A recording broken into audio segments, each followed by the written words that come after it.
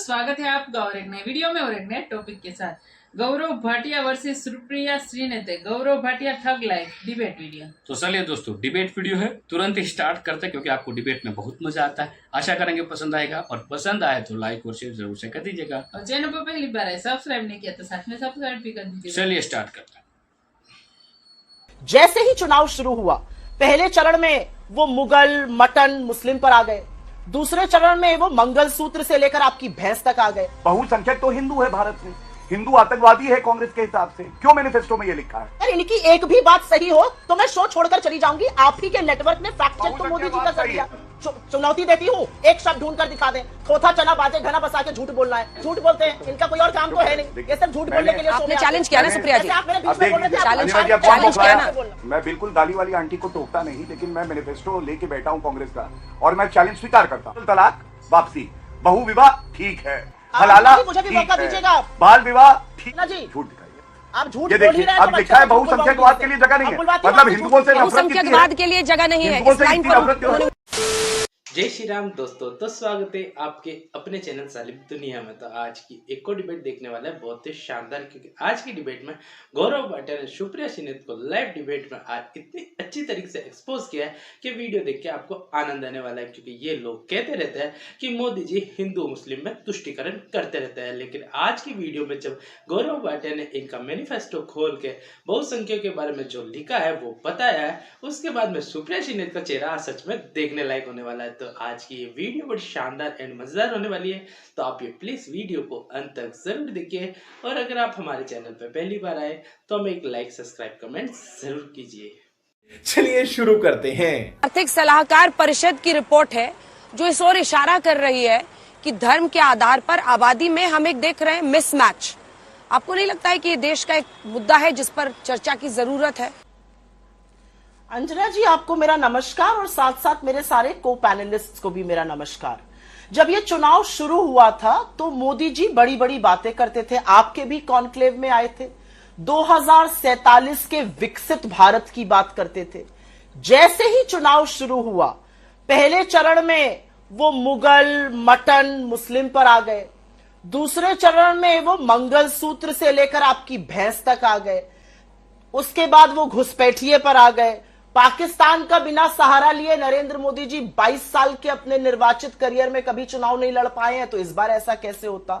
और तीसरे चरण का मतदान समाप्त होते होते तो उन्होंने अपनी आंखों की पुतली, अपने जिगर के टुकड़े, अपनी परछाई तक को नहीं बख्शा। अडानी और अंबानी को भी कटघरे में खड़ा करके कह दिया कि ये सब भ्रष्टाचारी हैं, बोरे में भर भर कर, टेम्पो में लाद लाद कर काला धन मांगते हैं। मैं सिर्फ एक बात कहना चाहती हूं, आंकड़ों की थोड़ी बहुत समझ है और इसीलिए कहती हूं। पीएमओ ने पिछले 10 सालों में आंकड़ों की इतनी तौहीन करी है, आंकड़ों के साथ इतना खिलवाड़ किया है कि उनकी विश्वसनीयता ही खत्म हो गई है। असली बात यह है कि 10 साल में आंकड़ों की क्रेडिबिलिटी शून्य हो गई है। ये जिस prime ministers economic advisory council की आप बात कर रही हैं, उन्होंने 2011 की जनगणना के डेटा को एक्सट्रापोलेट किया है। ये सब जानते हैं ये डेटा तीसरे चरण के बाद क्यों आया है, ये सबको पता है। अरे रुको जरा। अंजना जी देखिए, कांग्रेस की प्रवक्ता ने कहा कि मोदी जी जो बड़ी बड़ी बातें कर रहे थे, अरे मोदी जी तो पहले भी बड़ी बातें करते हैं, उनका क्रियान्वयन करते हैं और अभी भी बड़ी बड़ी बातें ही कर रहे हैं और उसको जमीन पे उतार रहे हैं। लेकिन आज सवाल ये पूछा जाएगा कि आप तो चुनाव की टाइमिंग की बात कर रहे हैं।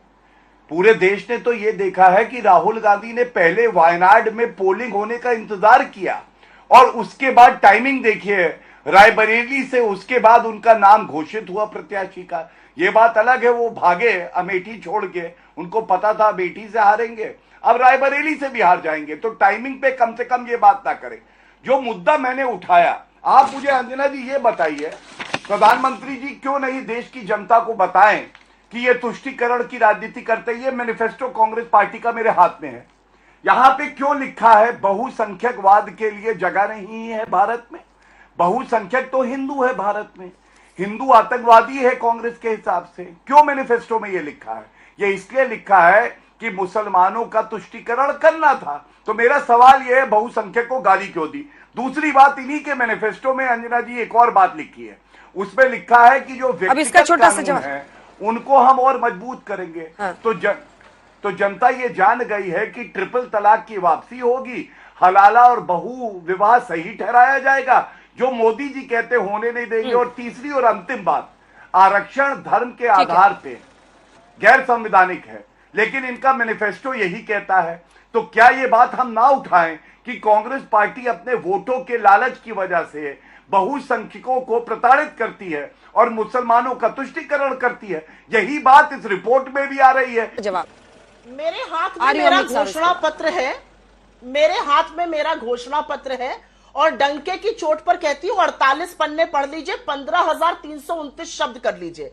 अगर इनकी एक भी बात सही हो तो मैं शो छोड़कर चली जाऊंगी। आप ही के नेटवर्क ने फैक्ट चेक तो मोदी जी का कर दिया। ये जो सब फालतू की बातें बोलते हैं, पेज नंबर 8 पे चली जाइए, बीच में मत बोलिए, पेज नंबर 8 पे चले जाइए, पॉइंट नंबर 8 पढ़िए। पेज नंबर 7 देखिए, जो कानून है पेज उसके हम नंबर सुधार 7 की बात कर रहे हैं, बहुसंख्यक पर्सनल लॉ में। आप उल्टा पढ़ रहे हैं, आप बीच में मत बोलिए, बीच में मत बोलिए, नहीं तो अब आपकी अगली बार मैं बोलने नहीं दूंगी, बड़ी दिक्कत हो जाएगी आपको। अंजना जी से मुझे गौरव जी, गौरव जी, गौरव जी, फिर मैं बोलने नहीं दूंगी। ठीक है गौरव जी, गौरव जी, गौरव जी, उनको पूरा कर लेने दीजिए, मैं आपसे रिस्पॉन्स ले लूंगी, रुक जाइए। बोलिए बोलिए। Thank you. 48 पन्ने, 15,329 शब्द, सिर्फ और सिर्फ झूठ बोलने का काम जब खुद प्रधानमंत्री कर रहे हैं तो ये बेलगाम प्रवक्ता कौन सा सच बोलेंगे? इनको चुनौती देती हूं, एक शब्द ढूंढ कर दिखा दें। थोथा चला बाजे घना बसा के झूठ बोलना है। रुक, तेरे को बताते। Gaurav ji, page number, line इनसे जाइए ना, छोड़िए इनको, इनके दो आंसर हो चुके हैं। दो आंसर के बाद इनके पास क्यों जा रही हैं आप? काहे सबका टाइम बर्बाद कर रहे हैं? अब ये वैसे भी झूठ बोलते हैं, इनका कोई और काम तो है नहीं, ये सिर्फ झूठ बोलने के लिए। आपने चैलेंज किया ना सुप्रिया जी, आप मेरे बीच में बोल रहे थे, चैलेंज चैलेंज किया ना, बोलना। बौखलाया कौन? अरे तो बीच में मेरे बोल रहे थे ना अंजना जी। अच्छा ठीक है सुप्रिया जी, प्लीज। जितना आपने मेरे बीच में बोला उतना मैं आपके ठीक है, फिर वो भी चुप हो गए ना, फिर वो भी चुप हो गए। अब सुनिए, अब मैं भी चुप हो गई, अब मैं भी चुप हो गई। नहीं अंजना जी, मैं बिल्कुल गाली वाली आंटी को टोकता नहीं, लेकिन मैं मैनिफेस्टो लेके बैठा हूं कांग्रेस का और मैं चैलेंज स्वीकार करता हूं। और मैं कैमरामैन से कहता हूं ये जूम करे पेज नंबर 8 और मैं देश की जनता के लिए पढ़ देता हूं क्या लिखा है। अब व्यक्तिगत इसमें लिखा हुआ है, व्यक्तिगत हो जाऊंगी तो देश की परंपराओं को समझाते हुए, है ना अंजना जी? अगर ये ना बोले अंजना जी, आप इनको शांत फिर मैं इनसे ब्यौरा मांगने लगूंगी। अब इनको शांत करें। पेज नंबर 8 का इनका कितना योगदान है, तो ये चुप ही रहे, मुझसे व्यक्तिगत नहीं बोल दिया। दोनों पेज नंबर 8 खोल लीजिए ना, तो एक तरीका बड़ा अच्छा है। पेज नंबर 8, दोनों पेज नंबर 8 खोल लीजिए। एक सेकंड, ठीक है, दोनों पेज नंबर 8 खोल लीजिए। पेज नहीं, आप अंजना जी दो पेज बता रहा हूं मैं। पेज नंबर 7 खोले पहले, पेज नंबर 7 पहले खोले, सुनिए लाइन पढ़े, पेज नंबर 7 और मैं पढ़ रहा हूँ। लोकतांत्रिक परंपराओं को सिर्फ झूठ पहले चुप कराइए, इनको घबरा रही हैं, फिर घबरा रही हैं। चुप रहिए। इतना क्यों घबराती हैं भाई? नहीं होता तो मत करो, नहीं हो पाएगा आपसे। अंजना जी इनको शांत कराइए। अरे प्लीज मत, अंजना जी आप शांत कराएंगी तो मैं इनका चैलेंज एक्सेप्ट करके उत्तर दूंगा। अरे प्लीज, अब ये बौखलाई हुई है सुप्रिया जी। अंजना जी देखिए, पेज नंबर 7, पेज नंबर 7 मैं पढ़ रहा हूं, देश के दर्शक सुनेंगे। पेज नंबर, इनका मैनिफेस्टो कहता है, लोकतांत्रिक परंपराओं को समझते हुए कांग्रेस का मानना है कि तानाशाही या बहुसंख्यकवाद के लिए देश से कोई जगह नहीं है। दूसरा, पेज नंबर 8 में ये कहते हैं, कांग्रेस ये सुनिश्चित करेगी कि प्रत्येक नागरिक की तरह अल्पसंख्यकों का भी पोशाक, खानपान, भाषा और व्यक्तिगत कानूनों की स्वतंत्रता हो। तभी मैंने कहा ट्रिपल तलाक वापसी, बहुविवाह ठीक है, हलाला मुझे भी ठीक मौका है, दीजिएगा, बाल विवाह ठीक है। जी अब मुझे भी मौका दीजिएगा। हाँ, यह आपका मैनिफेस्टो पड़ा है बहुसंख्यकवाद में। अब मैंने चुनौती आपकी स्वीकार करी थी, अब मैं चुनौती आपको दे रहा हूं, ये दिखाइए भैया, इसको जूम करिए जरा। हाँ, ठीक है, अभी रुकिए, अभी मैं अपनी बात कर लूं। अब आप ये मुझे बताइए, आरक्षण जो है धर्म के आधार पे नहीं हो सकता है, जिससे क्या बहुसंख्यकों को टारगेट किया जा रहा है? ये देखिए, दिखाइए, तो खुद ही दिखा दिया। ये अरे देखिए, पॉइंट नंबर 8 पे दिखाइए कैमरामैन, ये दिखाइए प्लीज। पॉइंट नंबर 8, झूठ, जरा झूठ पकड़वा दीजिए। अरे झूठ दिखाइए, अंजना जी झूठ दिखाइए। आप झूठ ये बोल ही देखिए, रहे हैं, तो अब बच्चे लिखा है को झूठ बहुसंख्यकवाद बुलवाओगे के लिए जगह नहीं अब है, बुलवाती मतलब बात से हिंदुओं से नफरत कितनी है। बहुसंख्यकवाद के लिए जगह नहीं है, हिंदुओं इस से लाइन इतनी पर नफरत क्यों है? उन्होंने उंगली उठाई है। ये देखिए, हाँ नंबर 8 पर आओ।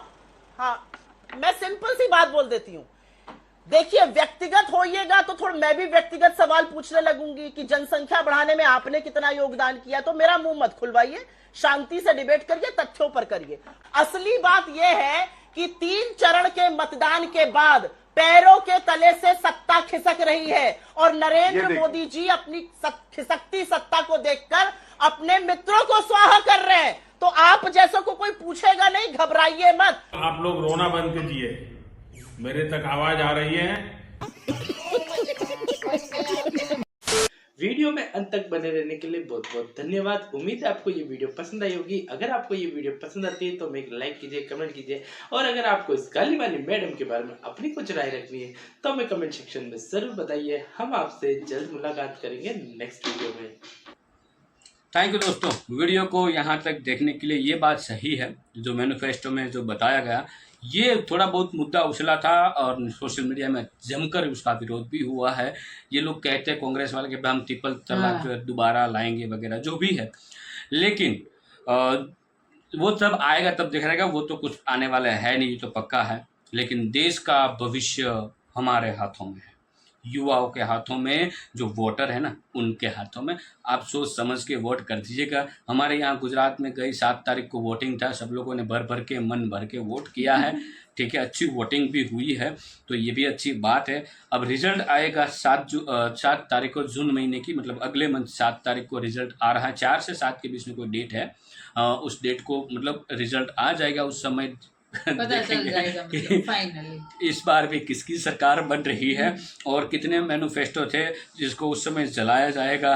लास्ट समय ऐसा भी हुआ था ना, एक नेता ने जैसे ही क्या बोलते हैं वो मीडिया में वो पोल आता है ना कि भाई ये पार्टी जीत रही है, अभी मतलब वोटिंग के पहले, गिनती के पहले के जो एक पोल निकाली जाती है उसमें, तो भाई ने बहुत सारे पेड़े मंगवा लिए थे, लेकिन जब फाइनल रिजल्ट आया तो हार गए। ये मैं यहाँ पे नाम नहीं ले रहा हूँ, आप मैं अभी लास्ट समय जो वोटिंग हुई उसकी बात कर रहा हूँ। फिर क्या बोला, फिर सब लोगों ने बोला कि वो बीजेपी को देते वो बांट देंगे। तो ये वाले हालात ना हो, उसके लिए देखते हैं कब रिजल्ट के दिन क्या होता है। बाकी दोस्तों, वीडियो आपको कैसी लगी है कमेंट में लिख कर जरूर बता दीजिए। फिलहाल आपसे विदाई ले रहे हैं, मिलेंगे और अपने वीडियो में आपके साथ। टिल देन, जय हिंद, जय भारत।